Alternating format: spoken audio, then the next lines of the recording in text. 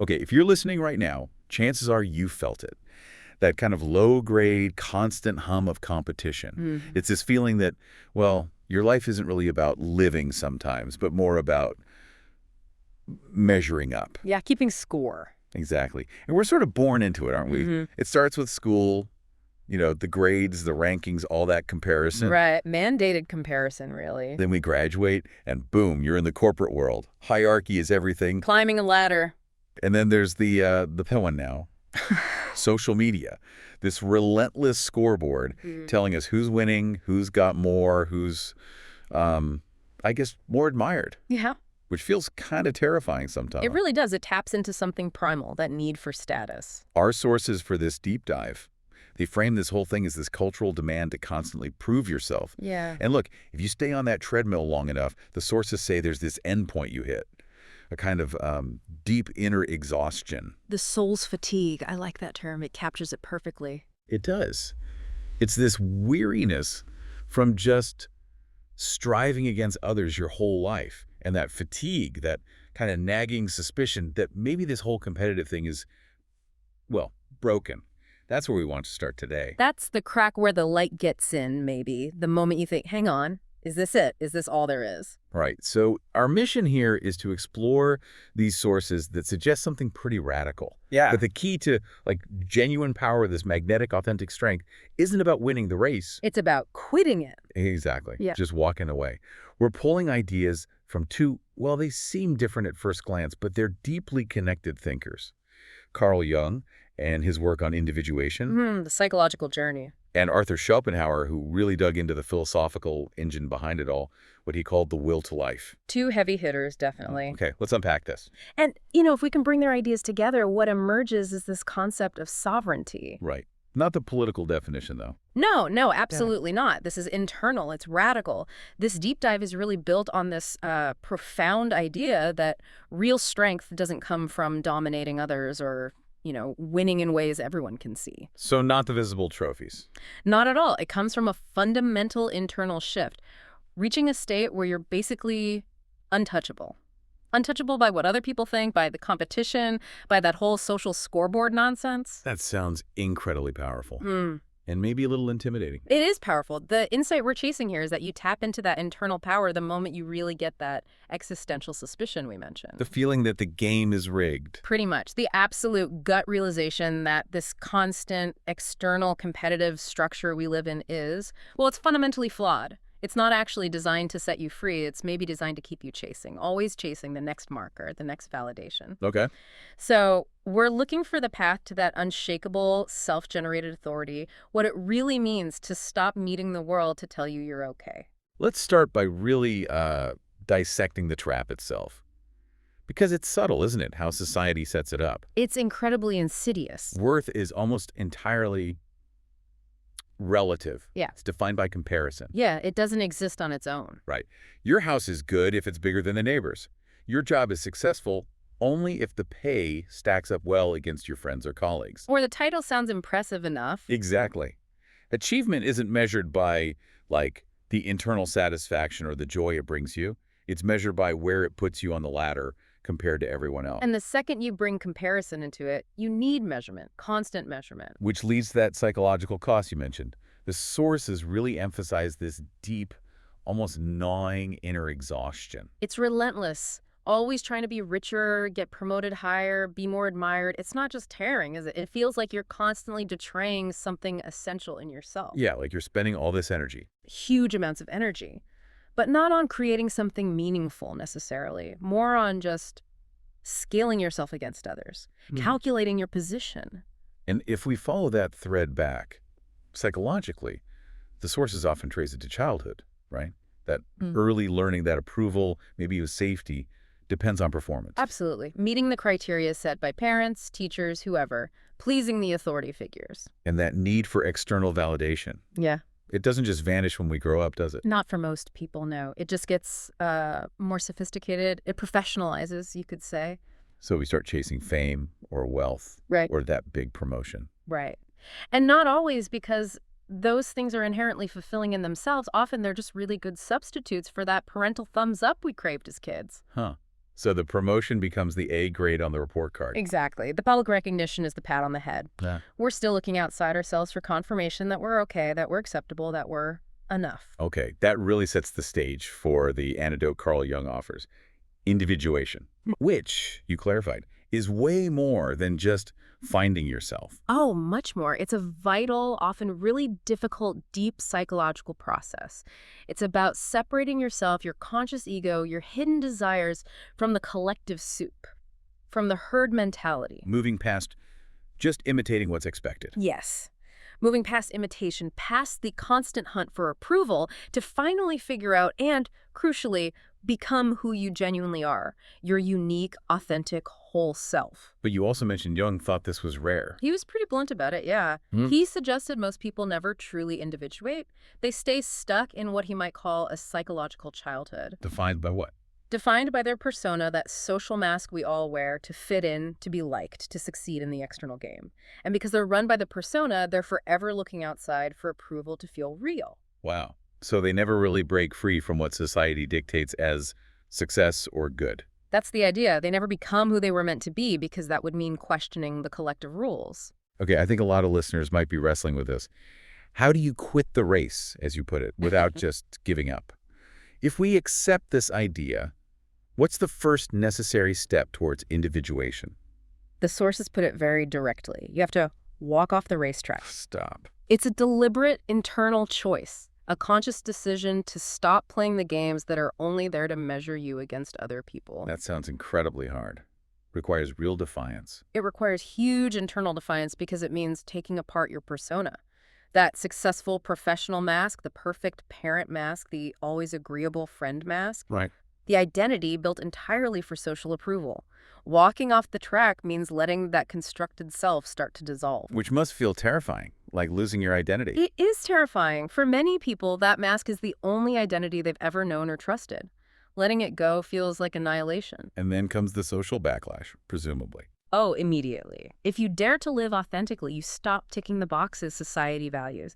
You know, the constant busyness, the relentless climbing, the visible symbols of making it. So if you refuse to play the striving game, Society has to find a label for you to neutralize the threat you represent. how so? You become uncomfortable, an anomaly. So they might call you lazy or weird, maybe even a failure. Why? Because your very existence, if you seem content without playing their game, challenges the core belief system that fuels their striving. You're disrupting the whole narrative. Precisely. The individuated person becomes a living, breathing challenge to the collective way of thinking.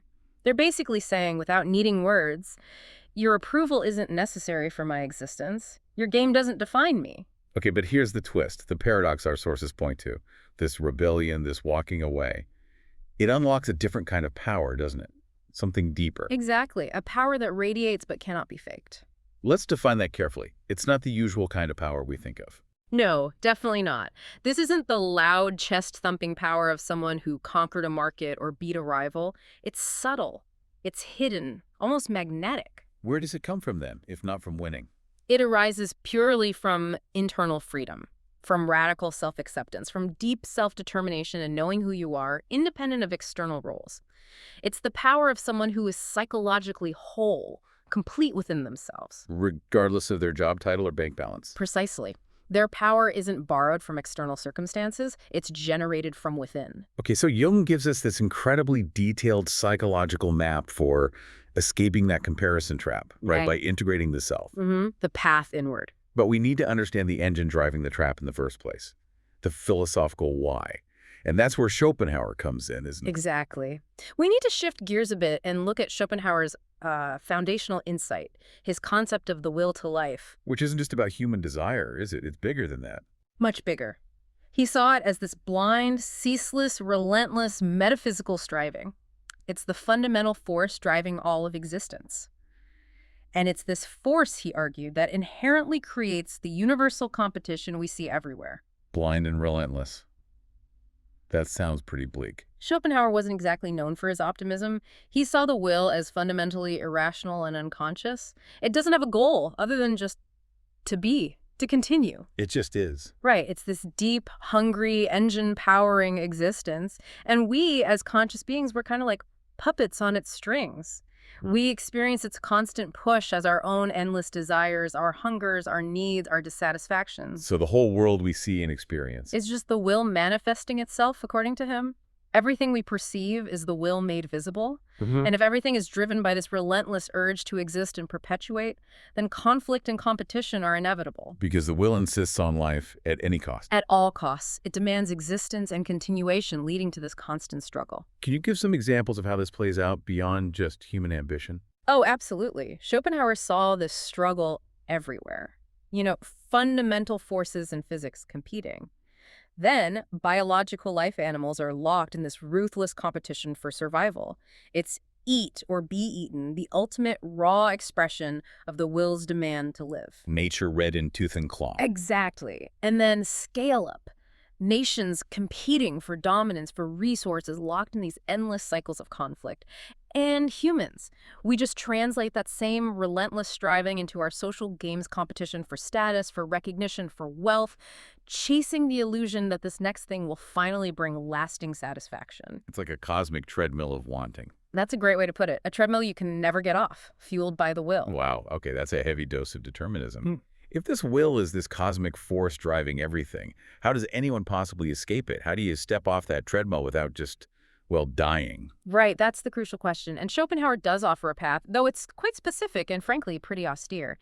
He points to 3 types of individuals who manage to achieve a kind of liberation. Who are they? The artist, the philosopher, and the mystic. He saw them as the wisest among us. Not because they win the competition. No, precisely because they find ways to step beyond the endless striving. They find non-competitive modes of being. How do they do that? What's the mechanism? According to Schopenhauer, this liberation, though often temporary, comes through a particular kind of deep, objective contemplation. Contemplation of what? Primarily beauty, especially in art or nature. When you're totally absorbed in a piece of music or a painting or just the sheer magnificence of a landscape, something shifts. What shifts? Your intellect, your thinking mind momentarily stops being a servant of the blind, desiring will. Normally, our intellect is just a tool the will uses to figure out how to get what it wants, right? How to satisfy hunger, achieve status, defeat rivals. Yeah, the problem solver. But in that moment of aesthetic contemplation, the intellect becomes detached. It becomes, as he put it, a clear mirror of the world. It sees reality as an idea, as a phenomenon, without the filter of personal desire or striving. So the intellect gets temporarily freed from its job of chasing things for the will. Exactly. That brief moment of objective perception, of pure knowing without wanting, is a liberation from the tyranny of the will. It's a pause in the relentless demand to want, to chase, to compete, to dominate. That makes sense. And the mystic. Well, the deepest, most radical path Schopenhauer points to is renunciation, the deliberate philosophical turning away from all worldly desires. This is closer to the path of the ascetic, the saint, a conscious quieting of the will itself through detachment. This ties directly back to Jung's idea of walking off the racetrack, doesn't it? Living without chasing what everyone else is chasing. It must seem incredibly threatening to those still caught up in the race. It's the ultimate silent critique of their lives, isn't it? Our sources really stress this point. Freedom itself is frightening to those who are still chained by the need to compete and compare. Why frightening? Think about it. If that person sitting peacefully by the river seems genuinely content without building the tallest tower, well, that doesn't just make them happy. It implicitly invalidates the entire premise of the tower builder's frantic efforts. It suggests their struggle might be pointless. Exactly. The freedom of the sovereign individual shines this unwelcome spotlight on the psychological chains of the striver. It forces them, even unconsciously, to confront the terrifying possibility that their whole life struggle, their sacrifices, their competition, might have been based on a false premise, that it was ultimately meaningless. This friction, this unease the sovereign person creates, brings us right to the core paradox that really fuels this whole deep dive. We're constantly told, implicitly and explicitly, that strength comes from winning, from visible victory, from dominating the field. Right, that's the common narrative. But these sources flip that script entirely. They argue that by quitting the external race, by walking away, you gain something far more potent, this invisible strength sovereignty. And the payoff is completely counterintuitive. By not striving in that comparative way, you actually become truly respected. People are drawn to it. Drawn to what exactly? To the lack of neediness, I think, to that palpable sense of self-containment. This power, the sources are clear, comes from self-possession. not from dominating others. So it's a mastery, but inward-facing. Exactly. Mastery over the self, mastery over the pull of the will, mastery over one's own runaway desires and reactions. It's the absolute opposite of weakness. It's incredibly strong, just quiet. Okay, but let's nail this down. If I just, stop trying hard at my job or give up on a project, Mm. is that sovereignty? Or is that maybe just laziness wearing a philosophical cloak? That's a really important distinction to make, and the sources are clear on this. Sovereignty isn't about becoming passive or inactive. It's about shifting your motivation from rivalry to authenticity. So it's non-rivalry, not inaction. Precisely. It's about redirecting all that energy. Instead of pouring it into measuring yourself against others, you pour it into internal mastery, into meeting your own standards of excellence, into being true to the work itself or to your own values. So the sovereign person still acts, still creates, still works. Absolutely. They might work incredibly hard, but their why has changed. It's shifted from, I need to beat person X, or I need this external validation, to I need to express this truth, or I need to do this task to the best of my ability for its own sake. The sources use a really powerful metaphor to illustrate this, the man by the river. Yeah. Can we spend some time unpacking that? It seems to capture the whole dynamic perfectly. Yes, it's a great one. Let's really paint the picture. Imagine the world is full of people, let's call them men for the metaphor's sake, but it applies to everyone, and they're all obsessively building towers. Stone by stone. Stone by stone, year after year. And what are they doing? They're constantly looking over their shoulders, measuring their tower's height against the next person's tower. The tower size is the public measure of worth. Exactly. It's the physical symbol of the competitive, striving life. How high can you build? How much can you accumulate? How visible is your success? Okay, got it. Then what happens? Then one person may be feeling that soul's fatigue we talked about, just stops, puts down the heavy stones. They walk away from their half-built, maybe even quite impressive tower. And instead of starting a new, better tower? No. They go and sit beside a river. They just watch the water flow. They find peace, maybe, in just observing, in being, not doing, not striving. What's the reaction from the others? The tower builders. Initially, not understanding, not acceptance. It's mockery, ridicule. Why? They have to dismiss him. They call him a failure, a quitter, lazy, weird. Because if he can be content, truly peaceful without the tower, then the whole basis of their own lives, their own frantic building, is thrown into question. It creates cognitive dissonance. They need to invalidate his choice to validate their own. So they try to pull him back into the game through judgment. Exactly. Shame him back onto the construction site. But then the dynamic shifts, right? That's the crucial part of the metaphor. That's the key. Over time, the tower builders start to feel uneasy. Uneasy. Why? He's not bothering them. Because the man by the river starts to, well, exude something, a calm radiance, a fundamental stillness. And they realize, perhaps unconsciously at first, that this is something they can't achieve by just adding more stones to their tower. They can buy bigger tools, hire more help. Right, they can optimize their external striving, but they can't build that internal peace he seems to possess effortlessly.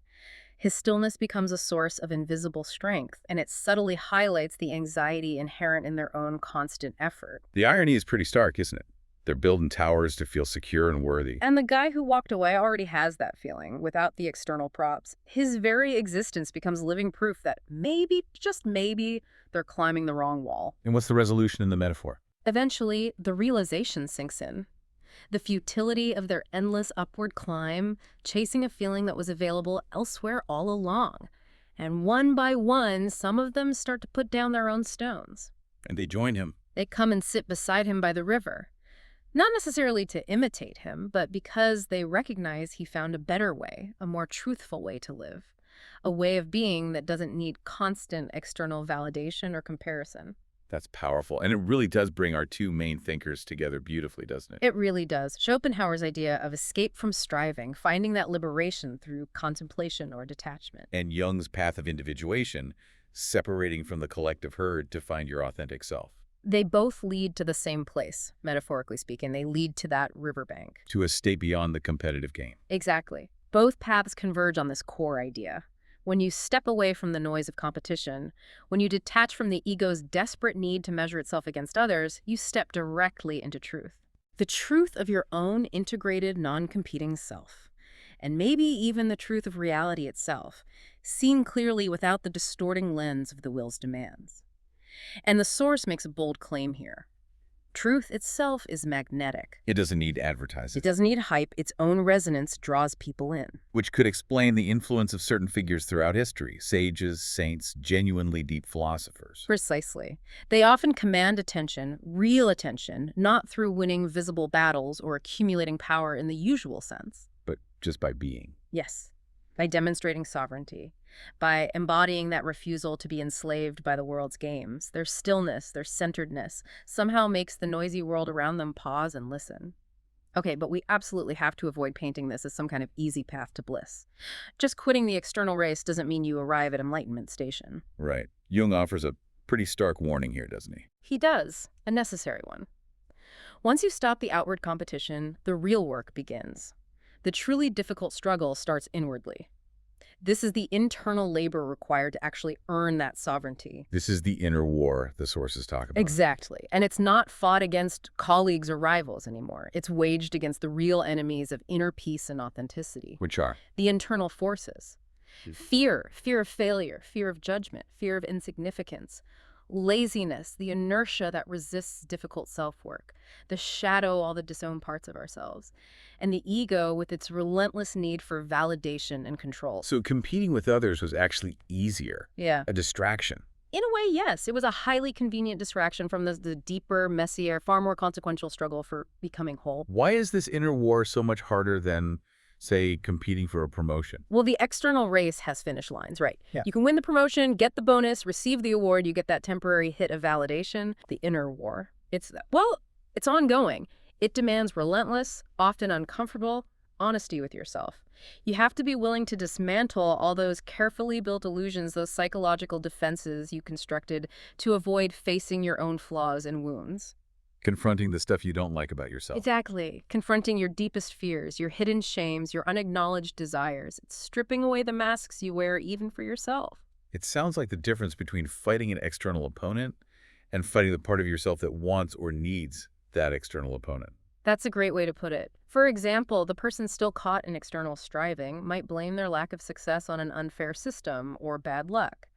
The person engaged in the inner war has to confront the possibility that maybe they stopped striving not out of genuine sovereignty, but because they were actually afraid of failing. Or maybe they were lazy. Or maybe they used philosophical detachment as a sophisticated excuse to avoid the effort. Ouch. That requires brutal self-honesty. It does. And it means, crucially, confronting and integrating the shadow. Jung's term for the dark side. Right. All the parts of our personality we repress, deny, or project onto others because we find them unacceptable. Our hidden resentments, our secret ambitions, our envies, our perceived weaknesses. And if you don't face those parts? They run the show from behind the scenes. They control you unconsciously. And often, they're the very things that secretly drive you back into external striving, trying desperately to prove to the world and yourself that you are not those shadowy things. Okay, so it's tough work, but what's the outcome? What's the prize for winning or at least engaging in this inner war? The sources are clear. The outcome is the true reward. Those who genuinely face this struggle, who do the hard, unglamorous work of integrating their shadow, dismantling the false persona, they emerge whole, Or authentic. integrated. They're no longer fragmented. They're not constantly needing external mirrors or feedback loops to know who they are or if they're okay. They become self-authoring. They own their whole selves, light and dark. And this state of being, it has an effect. Absolutely. These integrated qualities, wholeness, authenticity, that kind of psychological depth, they're not silent. They emit an energy, a powerful, recognizable energy. Like the man by the river's stillness. Exactly. It's the difference between someone desperately shouting, "Look at me!" and someone whose quiet self-possession naturally draws attention and respect. It's an energy that, the sources suggest, everyone unconsciously recognizes and respects, even if they can't quite name why. This connects to another concept from the sources, the hidden fire. Yes, a beautiful metaphor for that inner energy. It's the energy that burns steadily within the sovereign individual without needing the fuel, external validation, or competition. It's self-sustaining. It's self-sustaining because it comes from redirecting all that energy previously wasted on outward comparison and worry inward, into presence, into self-awareness, into integrity. What are the characteristics of this hidden fire? How does it manifest? It manifests as self-possession in its purest form. It's steady, not flashy or reactive. It's quiet confidence, not loud arrogance. It commands attention precisely because it doesn't desperately demand it. Like a subtle authority. A very subtle but deeply felt authority. Think of the focused dedication of a master craftsman, lost in the work itself, indifferent to praise or criticism, or the deep concentration of a scholar pursuing knowledge for its own sake. The sources also use the analogy of a martial artist, right? Yes, finding that profound calm within the chaos of combat. They don't waste energy on panic or anger. Their energy is conserved, focused, directed, unshakable. So the sovereign person isn't easily knocked off balance by external events. Exactly. They're not constantly reacting to slights or criticism or other people's successes or failures because their fundamental sense of worth isn't tied to those external things anymore. They've conserved the energy that others burn up in pointless rivalries and anxieties. And this hidden fire, this inner stability, becomes most apparent. In moments of crisis, when things fall apart, when systems fail, when collective panic sets in, the calm presence of the sovereign individual often becomes an anchor for everyone else. Their stillness isn't apathy then. Not at all. It's focused presence. It's clarity amidst the storm. And that, the sources argue, is true strength made visible. The invisible fire of non-rivalry becomes the stable center that holds when everything else is shaking. Okay, this is all fascinating and deeply resonant, I think. Yeah. But the big question for anyone listening has to be, how? How do we actually move towards this? How do we translate this philosophy, this psychology, into, well, daily life? Right. We need practical steps. And the sources do offer some specific, almost spiritual disciplines aimed at cultivating this inner sovereignty. Let's get into those. What's the first step? Perhaps the hardest one in our hypermetric world, consciously resist the urge to measure. When something good happens, you succeed at something, finish a tough project, achieve a personal goal, actively stop yourself from the automatic reflex of comparing it. Don't immediately check how it stacks up against someone else's achievement or where it places you on some imaginary ranking. That's countercultural, to say the least. Deeply. The internal question needs a radical shift. Instead of asking, did I win? Or am I better than them? Or is this impressive enough? The question becomes, Am I more whole now? Am I more integrated? Did this bring me closer to my authentic self? Am I more at peace? Shifting from external comparative evaluation to internal integrative evaluation, that's foundational. okay, resist comparison, focus on wholeness. What's next? Actively cultivate stillness. This isn't about being lazy. It's about intentionally seeking out non-competitive, non-utilitarian moments and activities regularly. Like Schopenhauer's aesthetic contemplation. Exactly. Make time for beauty, art, music, nature. Practice meditation or mindfulness if that works for you. Or simply carve out time for quiet reflection, where the goal is just to be, not to achieve or strive. Give the intellect a break from serving the will. Find moments of non-doing. Precisely. Third, and this goes right back to the inner war, systematically confront the unconscious self. The shadow work. Yes. This means active psychological housekeeping. Journaling can be powerful here, but not just about what happened in your day. Journal about your reactions. Like, why did that comment sting so much? Exactly. Why did that person's success irritate me? Where does this envy really come from? What am I afraid of admitting to myself? This is the often uncomfortable work of facing your shadow, but it's the direct path to integration and reclaiming a lost energy. Okay, confront the unconscious. Yeah. And the last practical step. A very direct way to build that hidden fire. Withdraw and redirect your energy. How does that work? First, become consciously aware of where you're currently wasting energy on comparison. Notice the time spent enviously scrolling social media, the mental cycles burned on pointless status anxiety, the internal energy drained by resentment or comparing your life to others. Identify the leaks. Identify the leaks. Then make a deliberate choice. Withdraw that exact energy from that wasteful activity and consciously redirect it Redirect it where? into building inner strength. Use that found time and energy for dedicated practice of a skill, for its own sake, for deeper contemplation, for creative work, for strengthening relationships based on authenticity, not status. Turn comparison energy into creation energy. That feels very concrete. It is. And the conclusion that the sources draw here is really powerful and I think quite hopeful. This is how ordinary people become extraordinary. Not by shouting louder or climbing higher on the external ladder. No.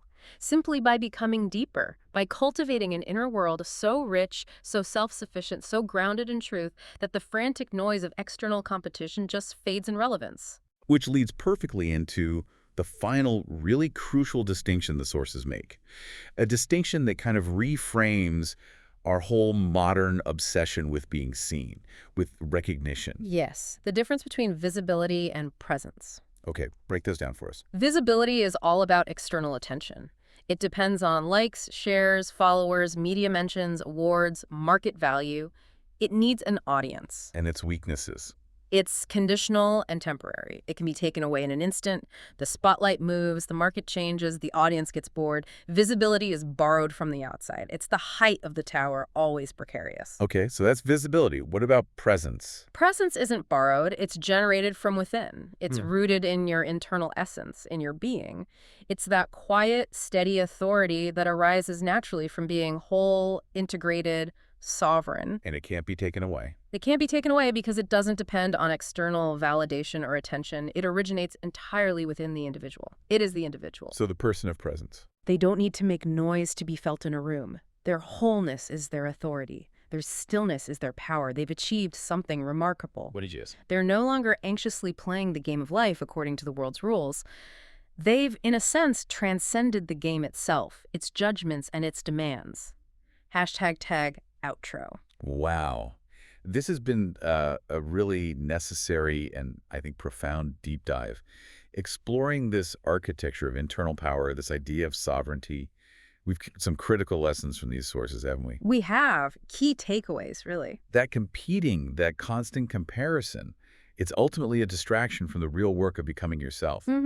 Keeps you busy, but maybe not growing inwardly. That Jung's path of individuation is presented as the genuine way to find freedom from the collective pressure cooker. The path to authenticity. That stillness, perhaps surprisingly not the relentless hustle, is what ignites real magnetic power. The hidden fire. And that sovereignty, that untouchable strength, comes only when we finally stop needing external validation to feel okay. Breaking the chains of approval seeking. So yeah, our sources today offered a pretty challenging meditation on freedom through stillness, strength through detachment, and that enduring, quiet power that comes through authenticity.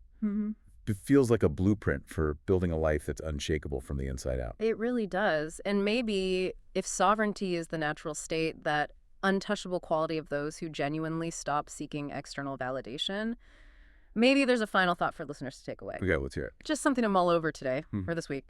What is the single most meaningless competition you find yourself participating in and day out?